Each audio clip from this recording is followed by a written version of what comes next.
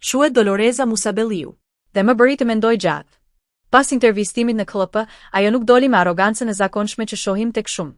Ajo priti kolegun e saj, Elvin Gokajn, që po konkuronte për të njëjtin post. I shtriu dorën, e mbështeti dhe i tha fjalën më të pastër profesionalisht. Shko dhe tregojua atyre punën që bën. Ky gjest i vogël njerëzor, profesional peshon më shumë se çdo komision i ulur pas një tryeze të ftohtë. Dhe pastaj erdhi vendimi. Këshilli i dha 0 vota Doloreza Musabelliut. 0. Prokurores që hetoi e para dhe deri në fund Nuredin Dumanin. Asaj që lidhi 6 marrëveshje me bashkëpunëtor drejtësie. Asaj që solli dosje që tronditën themele. Asaj që ka bërë më shumë për drejtësinë se sa shumë prej atyre që sot e vlerësuan me 0. Pyetësori? Një tufe pyetjesh qesharake, fyese, në kufit e farsës. Një provim që maste gjithçka përveç meritës, punës dhe integritetit. Dhe me 0 vota nuk u rrëzua Doloreza. U rrëzua këshilli.